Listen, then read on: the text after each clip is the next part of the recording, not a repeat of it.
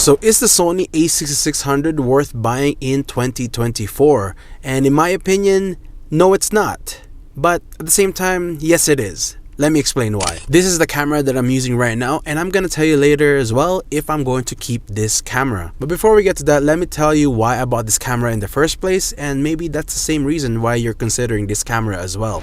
So if you don't know who I am, my name is Tim and I enjoy taking landscape photos. At least that was it was initially, and I didn't know if I'm gonna stick to it, so I bought the Sony A5000, which in my opinion was a pretty great camera. It had a flip out screen, it was 20 megapixels, it's great for social media posts, and it has an interchangeable lens. So overall it was pretty good.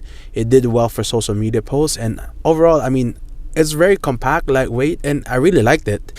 Now, as I mentioned, I wasn't sure if I'm going to stick to this hobby, and in fact, I did enjoy it. I did learn a lot about photography, and I really enjoy making content online. And so I decided to, I guess, take it seriously. And when the Sony A6600, which is the one I'm using right now, was announced, I knew I just had to have it. Now, why the Sony A6600? Why not the A6000, 6300, 6400, 6500 at the time? Well, because a lot of those cameras weren't really as good as this one. The Sony 6600 seems like a completely redesigned camera compared to the other previous models that they released. At the time, the Sony A5000 is the only Sony Alpha models that has a flip out screen. The other 6000 models such as the A6000, 6300, 6400, and 6500 did not have a flip out screen. So you don't really know right away if you're focused or not. You have to record it, come back to your cameras, and then see if it was focused or not. And the other problem with the other A6000 model is that not all of them recorded in 4K.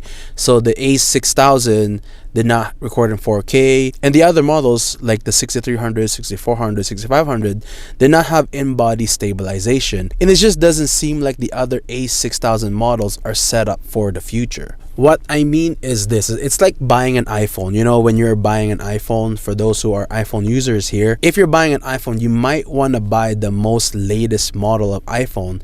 Like let's say this year, the most recent one is the iPhone 15. If you're gonna buy an iPhone this year, you don't want to start with the iPhone 14 because you're most likely to replace that a lot faster if you got the iPhone 15 instead. I mean, that's just the way I think when it comes to buying gear. So when it came to the cameras as well, I kind of have the same mentality when it comes to buying cameras. So when the Sony 6600 was announced, I knew I just have to have it. It's a lot different from the other 6000 models. Well, here, let me show you. But before we get to the product highlights, if you're interested in becoming a graphic designer, or if you feel like your experience is holding you back from getting the career that you want, then I'm excited to tell you about today's sponsor, Southern New Hampshire University, or SNHU. SNHU is one of the largest accredited non-profit online degree offerings in the nation, and I want to talk to you about their graphic design degree. In this program, you get to translate your creative ideas through concept design and digital media, and with this program, you get to complete your degree with a portfolio you can work with to advance your career or land your first job. What's great about SNHU is that they have multiple terms that start throughout the year, so you can complete your degree at your own pace, and they have 24/7 accessibility, so you can attend class whenever it is convenient for you.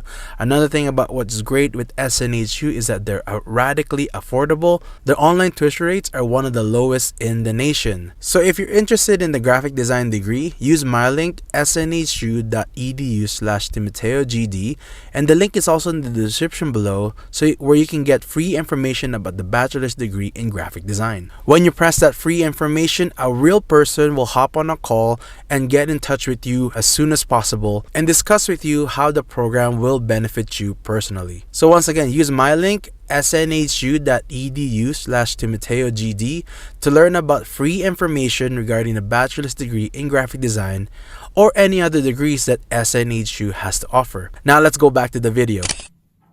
As for the physical features, the biggest difference is that the Sony A6600 has a flip-out screen, while the other cameras did not. The Sony A66 also got an upgrade with the battery, which is the same battery that is used for their full-frame lineup, meaning that this camera lasts way longer than its older models. As for the internal features, the Sony A66 got an in-body stabilization, meaning you can get more steady shots when taking photos because it'll get rid of those minimal shakes, and it's also useful when you're using it for videos such as B-rolls or vlogs. The camera's tracking is also upgraded by using ID tracking, and the autofocus is amazing. If I'm using this camera, I don't have to worry that the camera will not be in focus. It is actually that good. The Sony A6600 is a game changer when it comes to content creation. It was perfect for me when it comes to my landscape photos, and if I ever do video, then I'm set up for that as well. So earlier I mentioned that it's not worth buying the Sony A6600 for 2024, and a part of me would like to believe that because of 3 reasons. And the first reason is the same reason I said earlier, that it's just not set up for the future. I really like my Sony A6600, but the newly released A6700 is so much better than this one. Like, don't get me wrong, I really like my Sony A6600 and I think it's a pretty good camera, but with the newly released A6700 that was just released recently, like, they made so many significant changes to that camera that completely beats this camera. Like, even though the Sony A6600 has great autofocus, the A6700 completely destroys this one with the AI capabilities. Right now, with my Sony A6600, I can only record 4K up to 30 frames per second,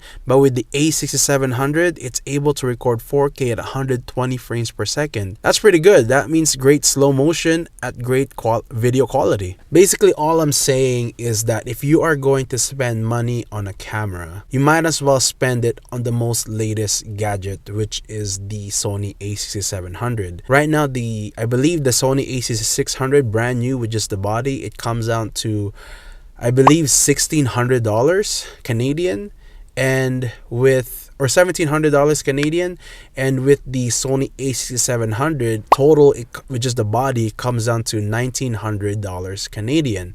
So you're only looking at like a $200 difference with significant changes to the camera. The second reason is that the new Sony A6700 surprisingly weighs only 400 grams, while the Sony A6600 weighs at around 700 grams. That's a big jump. That's like basically half of the weight with more capabilities. So it seems like it's a pretty good upgrade. So if you're looking for a lighter setup, then the obvious choice is the Sony A6700. And the third reason is of its flip out screen. Although the A6600 do have a flip out screen, it flips out to the top, while the Sony A6700 flips out to the side.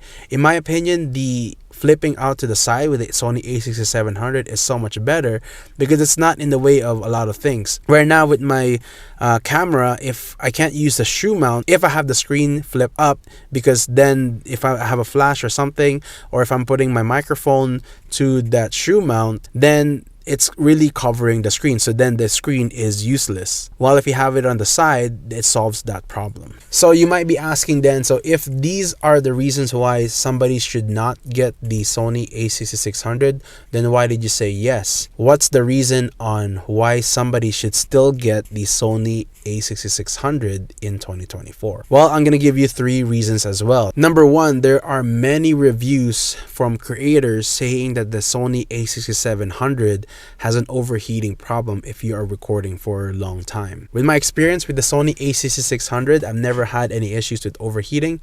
Now at the same time, I'm not recording long types of videos. At the same time as well, I'm not using this professionally. I'm just doing this to take landscape photos and make YouTube videos.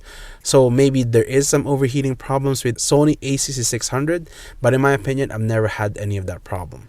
The second reason that you might want to buy the Sony A6600 is that we can't deny the price. At the end of the day, you're still saving $200 when you buy the new Sony A6600 compared to A6700. With the lower price, now you have more budget for good quality lenses, the one with high aperture or a zoom lens that you really want. Depends on what you're using it for. At the same time, there are people who would like to upgrade to the A6700. So if you can find this camera used somewhere else and you can get a good price on it, then it'll save you a lot of money with this camera. And thirdly, it really depends on what you're using this camera for. If you're like me, just taking landscape photos or like making talking head videos like this one for YouTube, then the Sony A6600 is good enough for you. Like, I'm not doing this professionally or taking long slow-mo videos. I'm not a travel vlogger or anything like that. I'm just doing talking head videos and making tech reviews for YouTube and taking landscape photos. So the Sony A6600 is good enough. It takes great quality videos, it takes great quality photos, and this is all I really need. So at the end of this, am I going to keep my Sony A6600?